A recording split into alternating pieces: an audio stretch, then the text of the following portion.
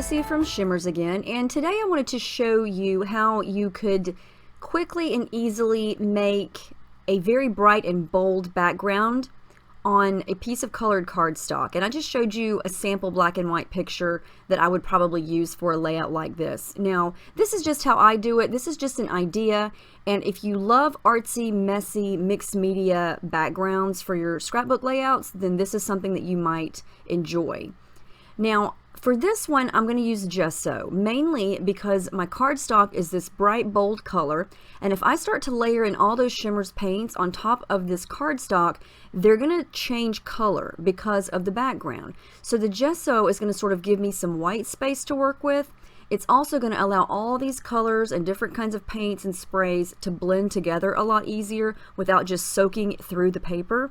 And it's going to toughen up the paper. So now it's dry and I've got some area to work with here. Now I'm just going to kind of mix and match. I chose colors that I thought would go with this coral color background.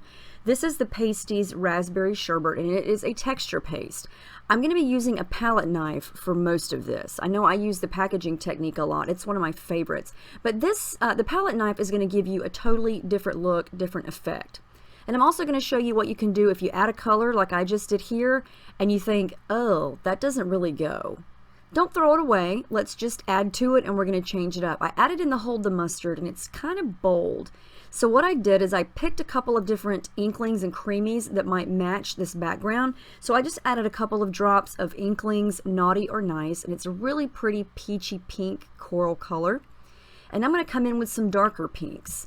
And I'm using Vibes Sweetheart and Coloring's Pink Stilettos, and I'm just kind of watering down the paste with these sprays and then just smudging it with the palette knife. And you can see it's going to give you a really cool effect. It's totally different than a brush, totally different than the packaging technique.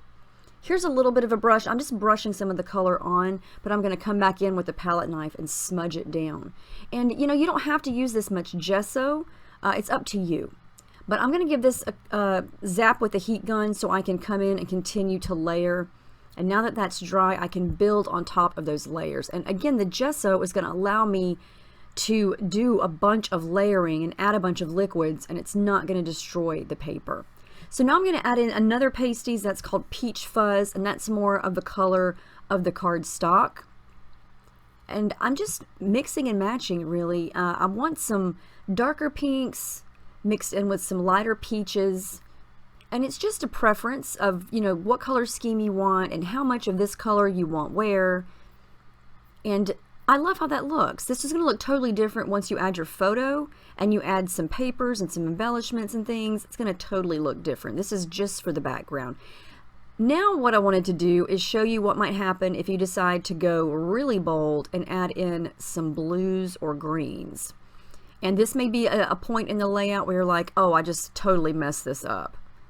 I spray some of the Jenny B Blue Vibes, which is probably my all-time favorite Shimmerz blue. And I made sure everything was dry, or almost dry, before I did this. Now here's where I almost think, oh, this is ruined. I added in Coloring's Well Blue Me Down, which is more of a bluish aqua. But I think I wind up saving it. It's kind of looking muddy and dark, and I thought this is not good. So before anything dries, I'm going to dab up a lot of it with a napkin, and it instantly looks better. So I'm going to keep smudging and just keep playing with it, and I'm just going to keep layering things on. I scraped some of the paste off, and so it left me with a little bit of more of a white space.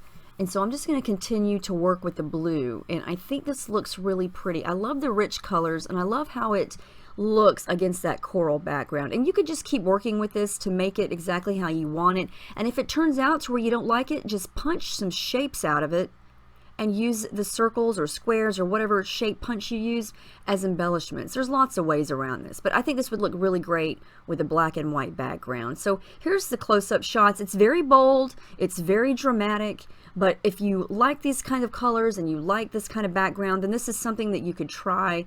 You know, if you're like me and you're stuck with the packaging technique all the time, try the palette knife. It's a totally different look, and it's just fun to play around and experiment to see what you may or may not like. But I hope you guys enjoyed this and give it a try, and I will see you guys in the next video. Thanks for watching. Have a great day.